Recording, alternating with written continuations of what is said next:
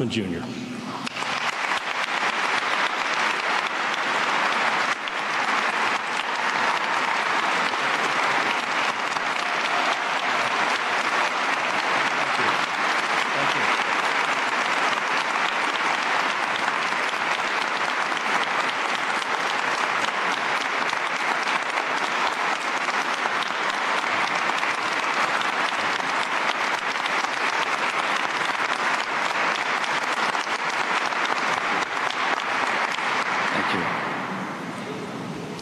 General Tarbett, it indeed has been an honor to serve with you and the troops.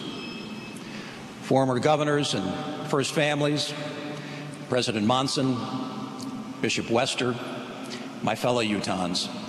Now, I can think of nothing better than to be enveloped by beautiful and patriotic music. How inspiring. But personally, I'm struck by a sense of emptiness. No longer serving as your governor and preparing to leave behind a state and people we love, and a job that has been the most rewarding in my life. Separation and relocation are never easy, even under the best of circumstances. Moments ago, I was sworn in as U.S. Ambassador to China, and we will begin our journey across the Pacific within days. You entrusted us with a great responsibility. It is our hope that we have measured up. I'm confident we are better prepared than any other state in America to meet our future needs.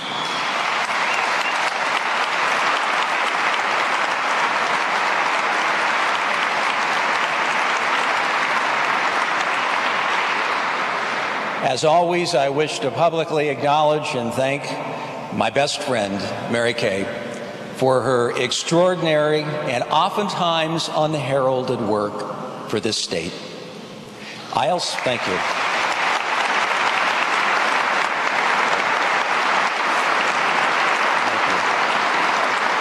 I also wish to acknowledge our children and our great parents who are here with us today.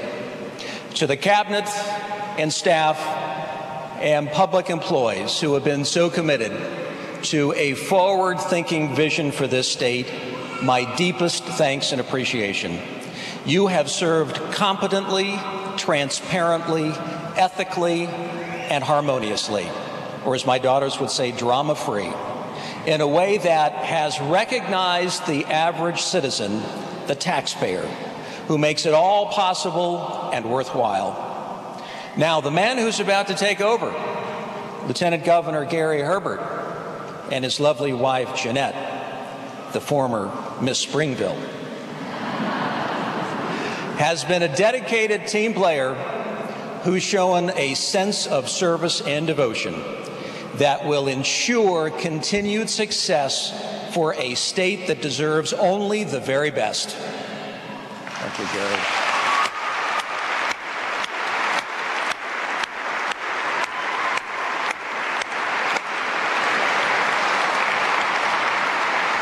As Gary has no doubt come to better understand in recent weeks, this is a job that values judgment, compassion, vision, and equanimity, where all voices get a fair hearing and all citizens equal consideration.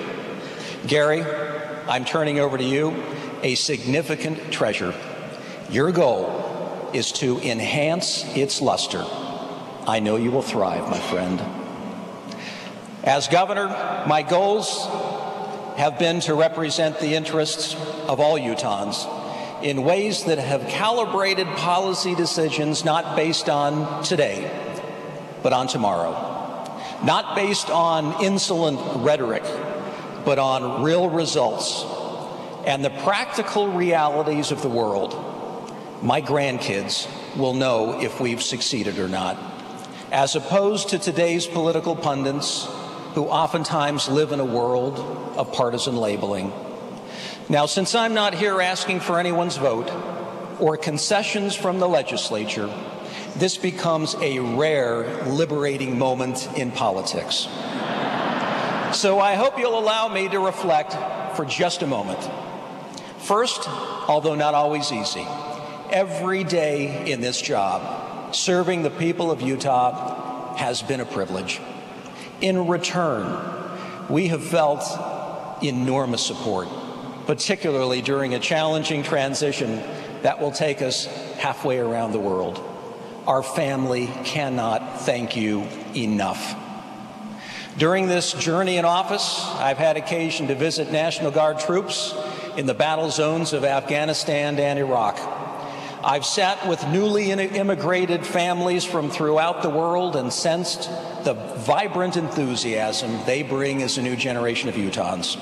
I've stood with students in classrooms at Washington Elementary, paying homage to the greatest profession in our state, that of being a teacher. I've met with moms at the House of Hope, struggling to fight their addiction to methamphetamine, and seen the jubilant glow in the eyes of a Weber County drug court graduate. I've joined Highway Patrol troopers on their dangerous runs to keep our streets safe, and I've attended funerals of those who died as heroes.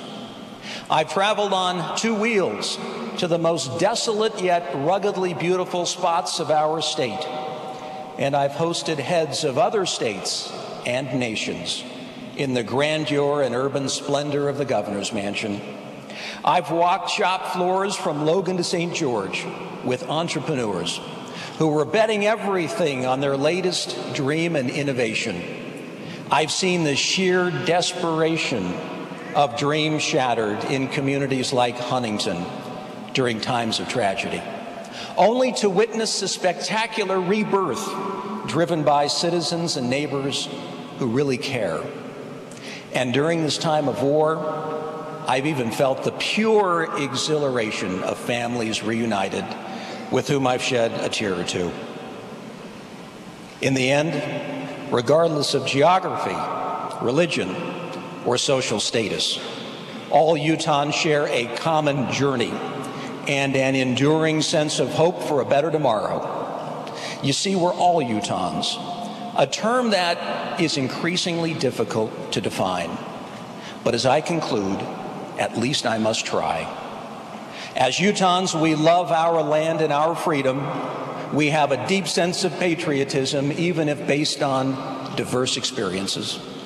As Utahns, we value hard work, integrity, and honor. As Utahns, we believe in the goodness of others and don't shy away from selfless volunteerism and simple acts of kindness. As Utahns, we don't fear the future.